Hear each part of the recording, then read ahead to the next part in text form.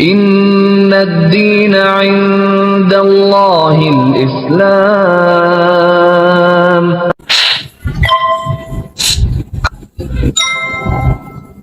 Nah, waktu tahu Kak Laura menjadi Muslim, pindah ke Islam, gimana respon mereka? Responnya angkat tangan. Saya diusir yang pastinya. Diusir. Saat bersyahadat, gimana rasanya? Entah kenapa air mata langsung keluar. Jadi-jadinya. Perasaan kok ringan amat. Kok ringan ini, badan semua ringan gitu, kayak nggak ada beban. Saya merasa kayak baru bangun dari tidur yang berapa hari gitu. Mungkin saya juga bisa mengajak, merangkul bapak saya. Saya nggak semenyesal ini gitu. Saya benar-benar telat mengenal agama Islam. Bismillahirrahmanirrahim. Assalamualaikum warahmatullahi wabarakatuh. Bersama saya Yuli Puspitasari dalam kisah Inspirasi Mu'alaf. Yuk, hijrah itu keren. Alhamdulillah, hari ini saya bersama seorang yang di tahun 2017 memutuskan menjadi seorang muslim, kembali ke fitrah dan mulai mempelajari Islam secara utuh. Setiap mu'alaf itu selalu punya cerita yang berbeda, kisah yang unik dan menarik dan pastinya inspiratif. Dan tamu kita kali ini memilih menjadi seorang muslim karena pertanyaan yang besar tentang uang riba. Nah, gimana selengkapnya? Yuk sama-sama kita sapa. Assalamualaikum. Waalaikumsalam warahmatullahi wabarakatuh. Masya Allah, apa kabar? Sehat? Alhamdulillah. Alhamdulillah. Kalau nama asli? Kristiani Laura Siregar. Kristiani Laura. Krisi. Iya. Kristiani Laura Siregar. Berarti Batak ya? Iya. Bataknya Batak? Batak Toba. Oh, Batak Toba. Lahir dan besar di Toba. Di Toba? Di Sumatera. Oh, berarti memang asli ya? Asli. Memang asli dari sana. Kalau agama sebelumnya? Kristen Protestan. Orang tua memang asli Toba? Asli Toba. Terus SD, SMP, SMA? SD Katolik. Di SD Bintang Kejora Katolik gitu. SMP negeri, SMA swasta HKBP. SMP dan SMA HKBP. SMP negeri. SMP negeri, SD Katolik, Ya. SMP negeri, SMA swasta HKBP. swasta HKBP. Ya. Kristen lagi ya. Iya. Berarti memang udah mendalami Kristen juga dari SD ya. Iya. Nah, berarti kesini itu kuliah apa kerja? Kerja. Oh, kerja. Kalau boleh tahu kerja apa? Bank keliling. Bank keliling. Iya. Itu kerja di orang atau kerja sendiri? Punya sendiri maksudnya. 2013 terbang dari Sumatera ke Bogor. Saya kerja ke orang 3 bulan. Di bulan keempat saya berdikari sendiri, kerja sendiri, nagihin sendiri, uang sendiri, modal sendiri, semuanya sendiri di bulan keempat.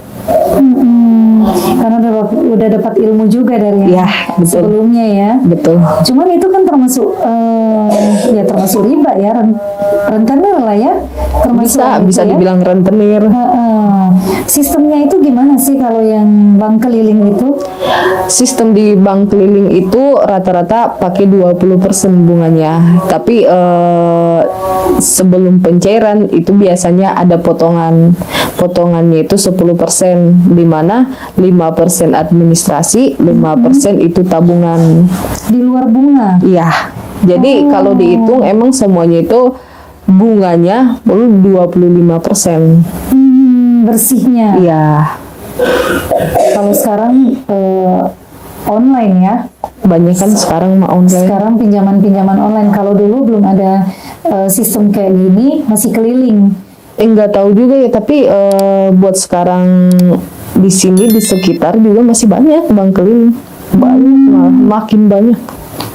Karena rata-rata seperti ada temen gitu, kalau tetangga mau coba minjem ke bank keliling apa ke online, masih banyak ditemuin. Kadang kalau misalkan ke online nggak ACC, jadi ke bank keliling. Iya. Dan memang sekarang banyak yang terjebak dengan hutang-hutang seperti itu ya. Betul. Cuman pertanyaan saya, kenapa kok ya, ya ini kita sebelum masuk ke proses hijrah ya, kenapa banyak yang terjebak hutang bukan lunas malah semakin membengkak? Biasanya pembengkakan itu ada, misalkan saya nih, si A minjam ke saya, terus minjam ke teman saya, ke saya belum lunas dan saya membungakan lagi.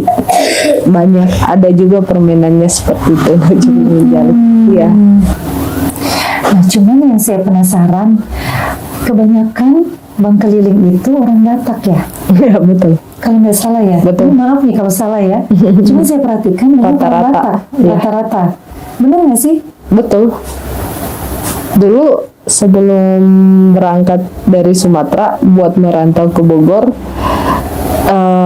tujuan kan emang buat kerja ya. Nah, saya banyak nanya gitu ke teman si A, si B, sampai ke si Z. Semua orang itu nawarin jadi bank keliling, kerja di koperasi.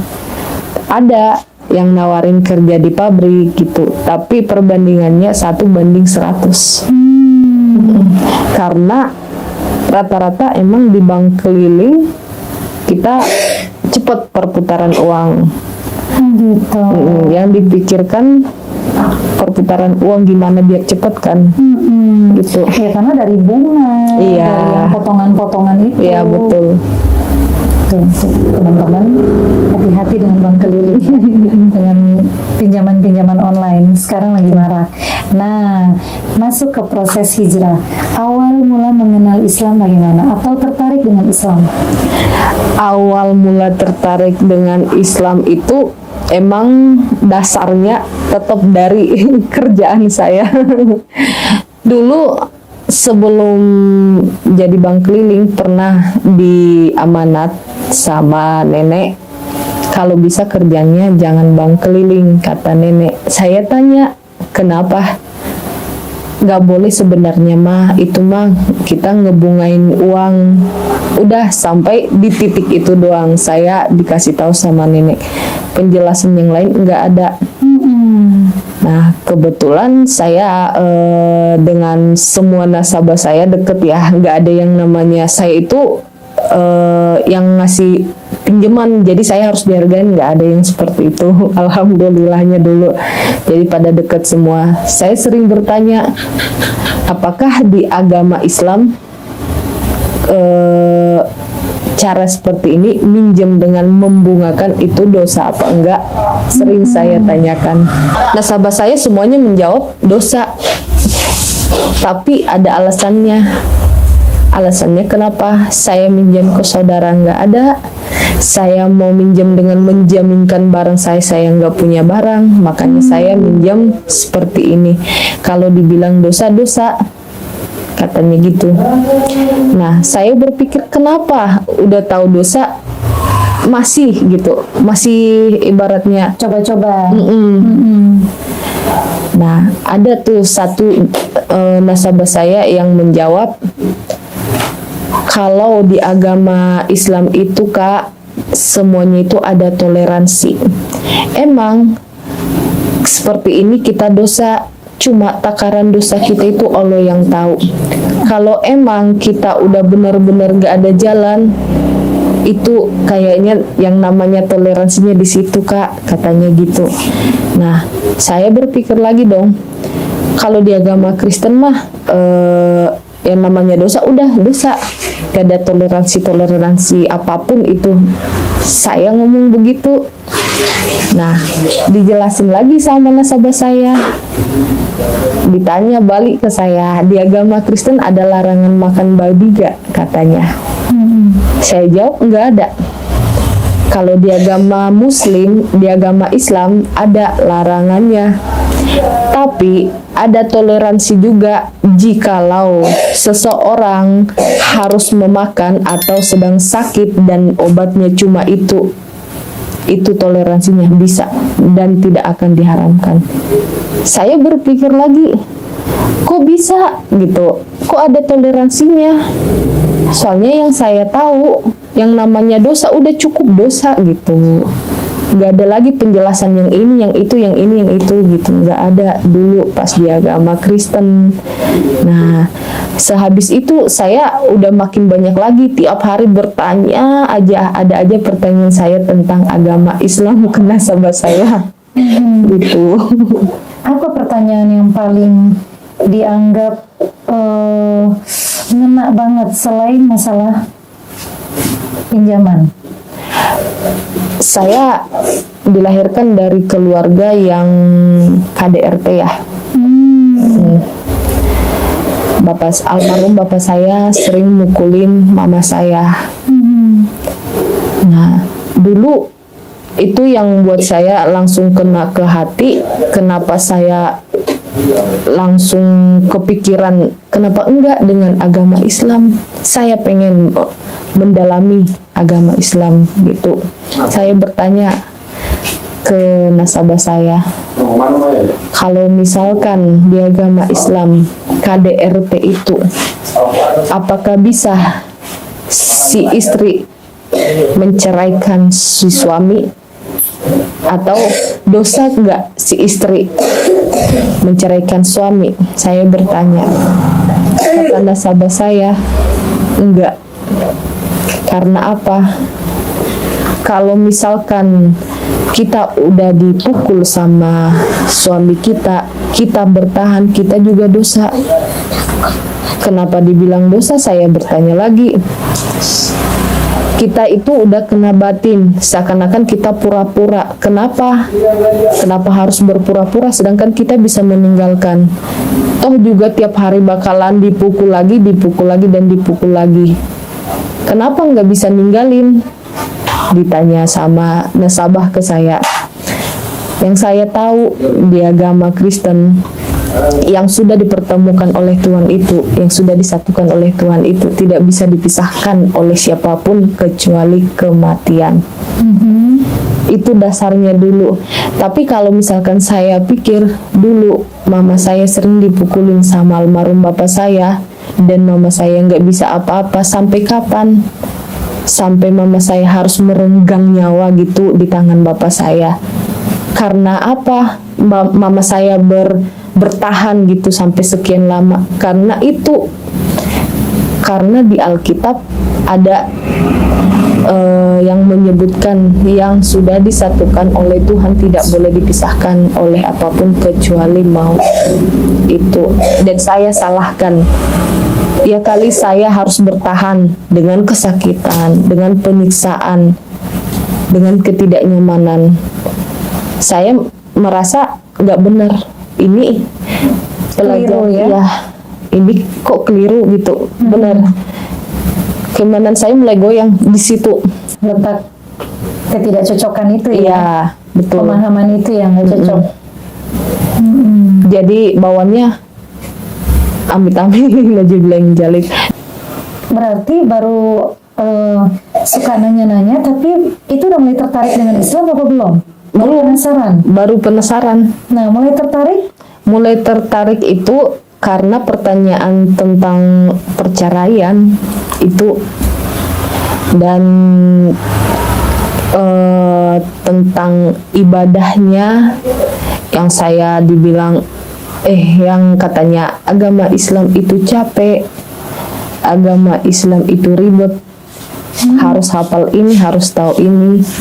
Tuh, di situ saya merasa tantangan ini saya harus bisa gitu. Malah tertantang ya ketika ada yang bilang Islam tuh ribet gitu.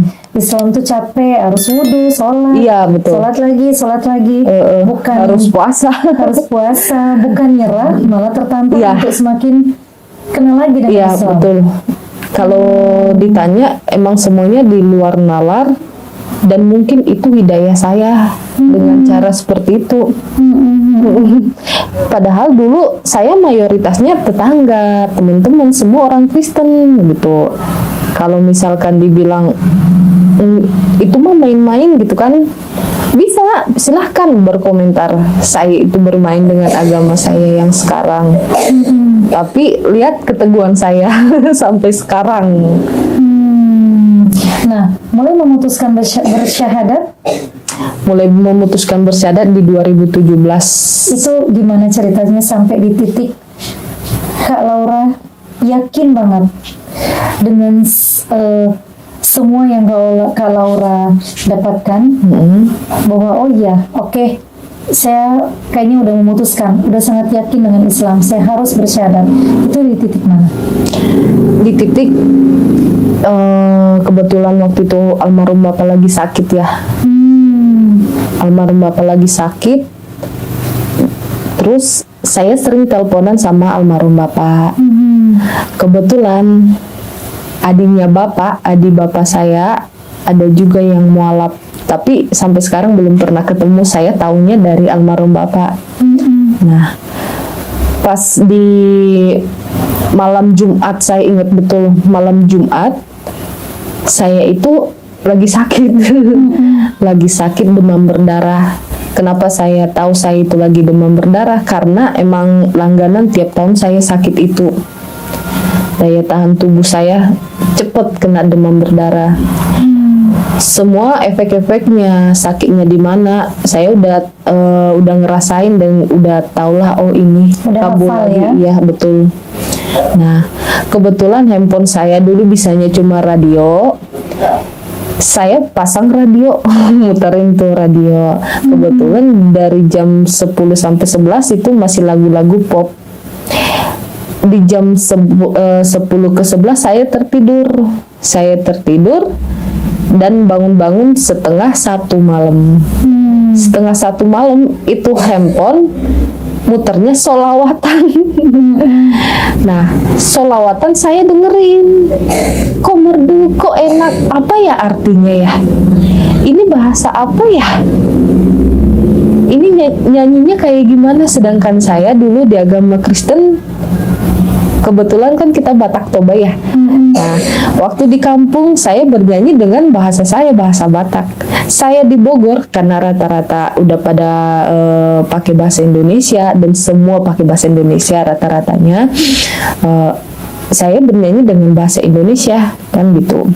Nah, pas dengar sholawatan, saya penasaran nih. Ini bahasa apa sih? Orang Islam pakai bahasa apa sih sebenarnya dan artinya apa? Kok bisa penyebutannya seperti itu gitu? Bahkan dulu saya pernah ngedenger nenek saya dan itu katanya bahasa roh katanya, dan aku nggak ngerti ya, nggak ngerti bahasa roh yang seperti apa. Dan saya ngerasa kok rada sama gitu.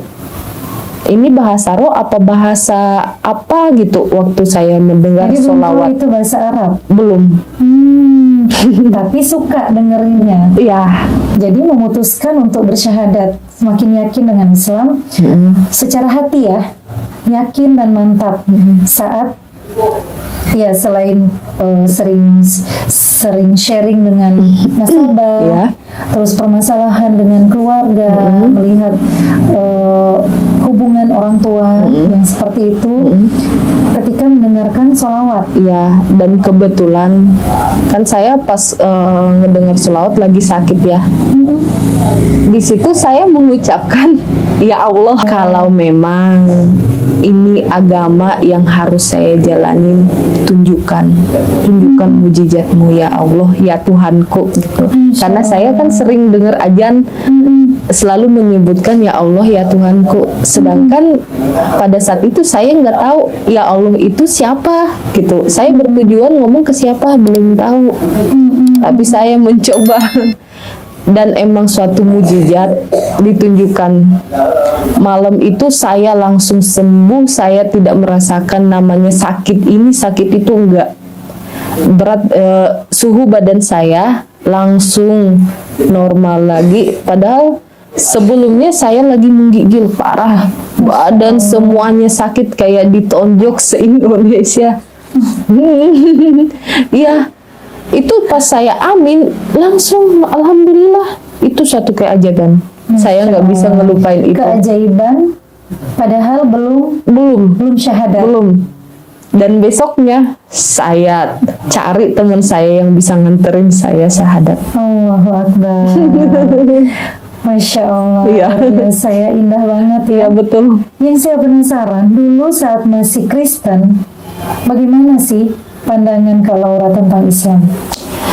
Dulu pas saya masih Kristen, tiap kali saya mendengar azan, saya merasa pusing. Saya kesel aja bawaannya. Jangankan mendengar azan, ketika saya melihat orang pakai hijab, apaan sih sok iya, saya selalu nyebutin seperti itu. Ih, padahal mah di belakang enggak gitu. Saya sering mengolok-olok, menjelek-jelekkan. Terus saya juga kan di agama dulu, orang meninggal itu rata-rata masukin peti, terus dipakein kebaya atau dipakein jas, seperti itu. Dia punya barang kesukaan dimasukin ke dalam peti yang saya Masuk tahu. semua ke peti ya. Sepatu, Iya betul, perhiasan. betul. Nah, saya melihat kebetulan kan tetangga di sini orang Islam semua. Ada yang meninggal tetangga waktu itu. Dia dipakein kain warna putih. Saya merasa jengkel dulu. Kok gitu? Kok dipakein kain warna putih? Nah, selang dari situ saya berpikir lagi kan ya. Soalnya di agama Kristen sendiri, manusia itu diciptakan dari tanah dan akan kembali ke tanah. Tapi yang saya garis bawahin, kenapa di agama Kristen ada bahasa manusia diciptakan dari tanah dan kembali ke tanah, tetapi kenapa harus dipakaikan pakaian yang sedemikian rupa? Itu yang jadi pertanyaan saya. Saya jadi berpikir, oh, agama Islam meninggalnya cuma dipakein kain kapan. Karena apa ya? Saya bertanya dong ke nasabah saya. Saya kembali lagi ke nasabah saya. Dijelasin sama nasabah saya. Kakak itu lahir ke dunia itu tanpa sehelai benang. Nah, kalau kakak dimasukkan ke dalam tanah tanpa kain kapan, ada hadisnya. Dan nggak boleh dipakein kain kapan, itu juga ada hadisnya kak, ada pelajarannya, semuanya akan ada kakak pelajarin. Kalau kakak masuk Islam, makin tertantang dong. Kok bisa ya? Kenapa nggak pakai biasa aja? Kenapa nggak pakai gamis aja, kerudung aja, kan gitu? Saya pikir. Jadi memang ada pertanyaan besar. Iya. Kalau Kristen itu kalau meninggal seolah-olah rapi, Iya betul, dibedakin, didandanin, betul, dipakein jas. Kok Islam cuman kayak dibelit gitu doang, Iya. gitu ya? betul. Dan nggak lupa diawetkan. Dan diawetkan. Diawetkan, rata-rata orang Kristen diawetkan. Saya juga mengalami itu, almarhum bapak saya diawetkan beberapa hari. Padahal yang saya tahu sekarang, alangkah sedihnya gitu, mayat yang harusnya dikebumikan, ditahan, ditunda, yang harusnya sudah ditanya, dipertanyakan, harus ditunda oleh manusia sendiri. Saya sedih, benar-benar sedih. Itu benar-benar dibilang pukulan terhadap saya. Kenapa terlambat ini saya mengenal agama Islam?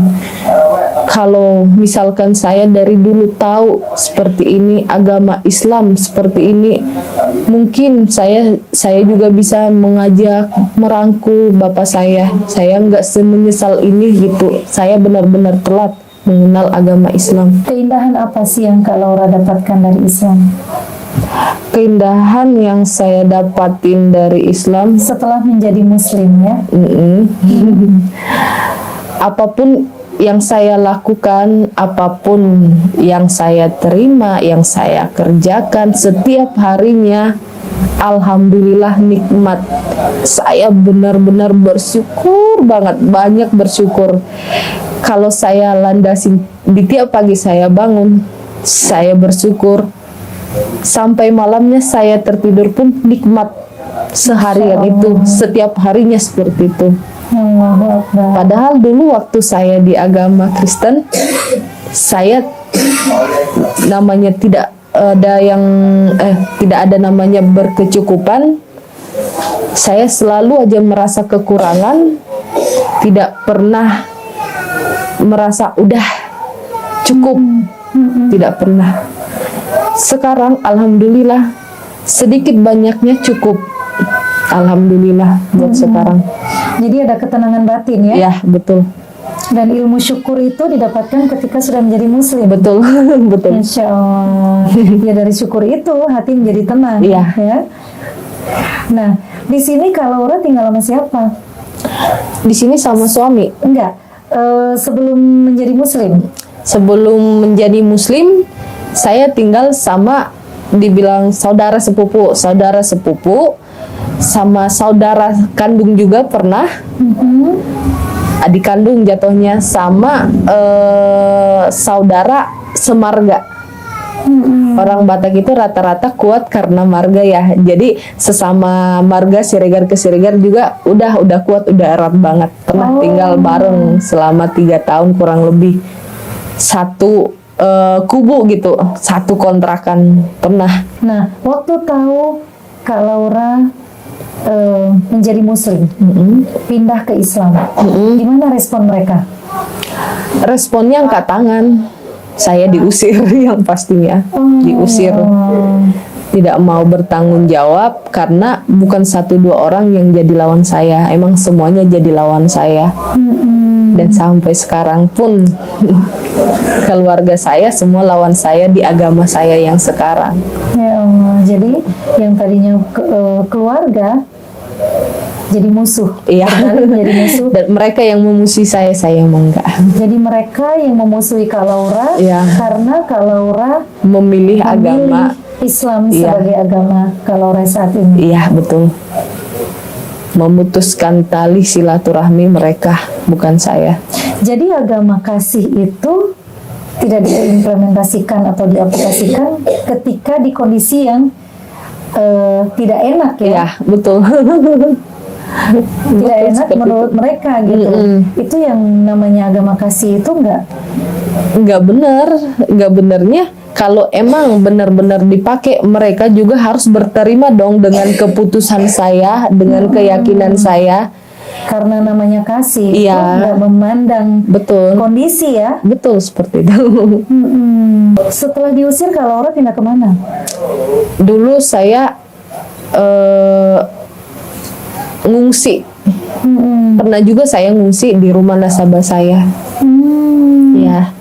Dan emang saya belum syahadat waktu itu.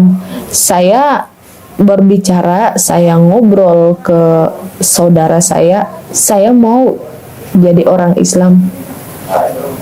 Pagi saya ngomong seperti itu, malamnya dirundingin lagi, ditanyakan lagi, dikira saya bercanda. Malamnya itu juga saya diusir sama saudara saya ngungsi ke tempat nasabah saya. Dan belum syahadat. Nah, selang seminggu setelah saya diusir, saya berpikiran kalau saya syahadat, kerjaan apa yang akan saya lakukan. Sedangkan saya sampai detik ini pun masih makan dari hasil saya nagihan yang saya tahu itu riba, itu dosa. Nah, waktu itu lagi marak namanya ojek online, dan saya memutuskan untuk ojek online, meninggalkan bank keliling. Ya, Karena sudah paham di Islam itu diharamkan. betul. Masya Allah. Jadi sungguh-sungguh ya, Iya, insya menjadi Allah. muslim yang kafah ya. Amin. Insya Allah. Insya Allah. Nah, saat bersyahadat gimana rasanya? Entah kenapa air mata langsung keluar, jadi-jadinya.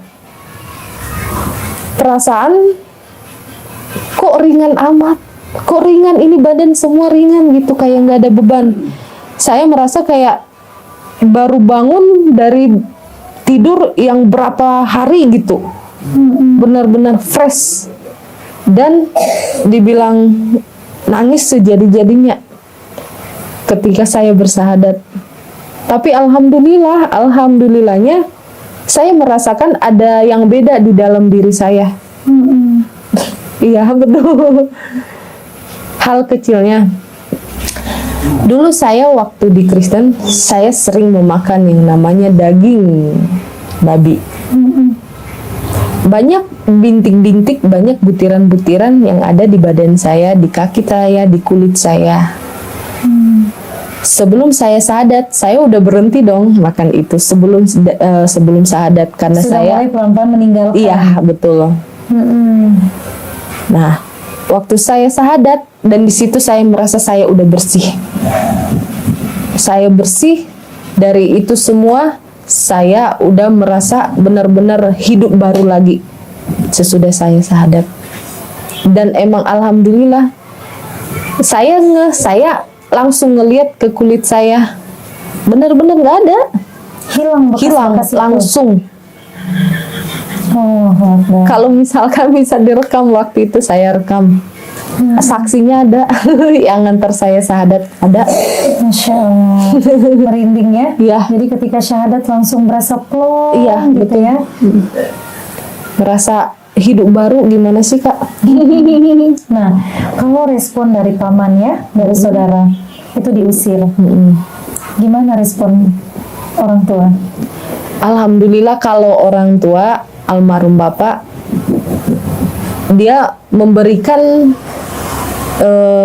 bukan kesempatan ya jatuhnya ya, dia memberikan kebebasan buat saya memilih agama saya. Alhamdulillah mengerti. Kedua orang tua saya alhamdulillah mengerti. Dan sampai sekarang pun mama saya masih sering menghubungi saya, nanya-nanya ke saya, bahkan ngingetin saya di agama saya. Ngingetin maksudnya kayak dulu, saya udah sholat belum? Waktu saya pulang ke Sumatera pun saya sering diingetin, kamu makannya jangan di sini, ini mah bekas ini, Bekas babi, iya betul.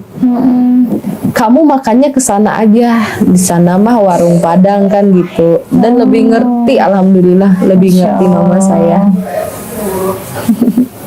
Alhamdulillah ya. Iya, Kalau betul. dapat yang ngerti kayak gitu, jadi nggak seperti Nggak malaf terlalu- lain yang dapat tantangan yang berat dari orang tua. Justru tantangan itu datang dari saudara ya. Iya, saudara, bibi, paman, saudara-saudara jauh semua yang benar-benar musuh lah buat saya sekarang. Kalau dulu Kak Laura sendiri aktif nggak sih di gereja? Dulu saya aktif di gereja. Saya waktu SMA jadi singer, guru sekolah minggu juga. Saya ngerantau ke sini, saya juga sempat aktif di sini. Aktif jadi pemain rebana, aktif jadi singer juga di sini selama setahun. Waktu di Sumatera, waktu saya masih sekolah, tiap hari minggunya saya aktif. Bisa ditanya Laura. Berarti kan ada komunitas-komunitas gereja Ada, gitu kan? ada. Nah, mereka tahu nggak kalau Laura udah menjadi Muslim? Sampai sekarang sedikit banyaknya ada yang tahu, dan ya seperti itu mereka mulai menjauhkan, melangkah mundur dari pertemanan, mulai menghilangkan Memutuskan kontak. silaturahmi. Ya, Silaturahmi ya. iya betul. Dengan kata, Di-blok, iya jangan-jangan betul, ini. ada.